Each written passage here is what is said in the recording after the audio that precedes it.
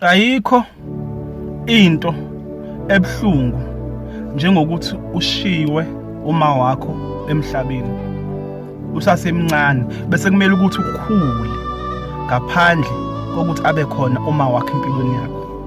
Ayikho into ebuhlungu, mhlambe into ecishe ifane noma engacishe ilingane nalobo buhlungu bokushiya uma wakho ilento yokuthi umzali alahlekelwe ingane yakhe. Yabo lento yokulahlekelwa umama ebuhlungu. So kule video ngifisa ukukhuluma ngama realities obhekana nawo uma usushiwe uma wakho emhlabeni. Kunama realities awu3 othuthu uyabheka uwabone phambi kwakho and you have to face them and you have to deal with them. Lo ma realities abuhlungu angajwayeleki. Eyokuqala reality ukuthi usuke usungesanaye umkhulumeli wakho. Yabona umama uwumkhulumeli wakho, yabona umama uyi-backbone yakho, yabona umama uyena okulwelwayo, yazi uyena okuvikelayo. Yabo ingane ekhaya engenama uyibona ngombala ngoba isuke ingenawo umkhulumeli wayo. Konke kuphanswa kuyona ngoba isuke ingenayo umuntu ozoyidefendela ukuthi hayibo eyaba ingane ezokwenza ukuthi isuke sivele ubali. Umama ukwazi ukuthi angene phakathi kwababa nawe ngane, mhlawumbe uthola ukuthi baba ufuna ukukuphuhluza lapha ngeswebhu noma ngenduku noma ngani, athi hayi ngeke uyishaye yami ingane, angene phakathi athi shaya mina ungenani, amehlise ubaba amthobise, ehle ubaba akhulume naye, baba akhulume nawe wona ngane. Kodwa uma sengasekho ubaba ngakuphuhluza ngoba vele usuke ungasanayo umkhulumeli wakho.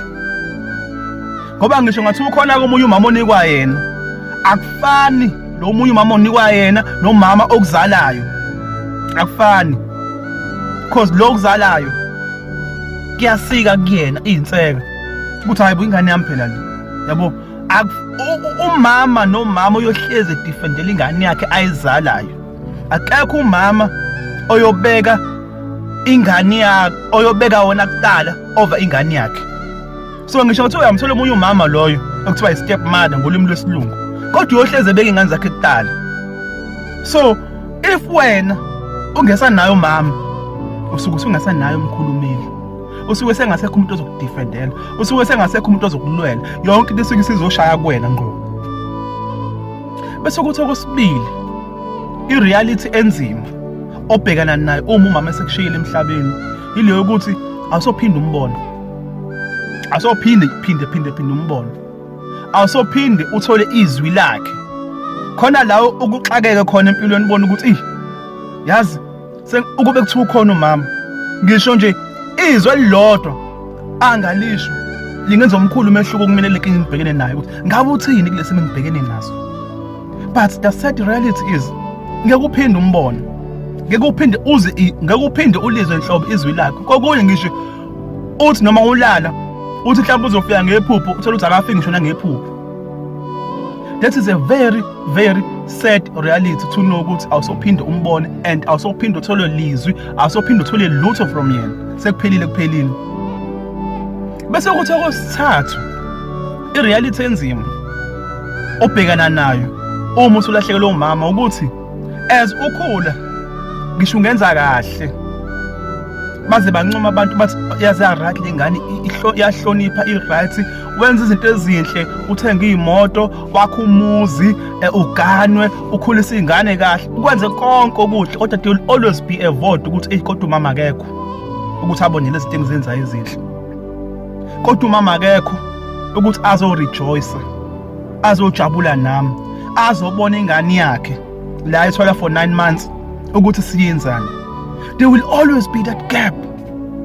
Yabo kunabantu athi mina uma ngifisa ukuthi ngimakhele umuzi, ubone nawe ngabe ngiyamakhela umuzi, ngabe nje konke lokhu esengikwenzile from ngiphasa umatric, ngisebenza, ngigana, wezothini.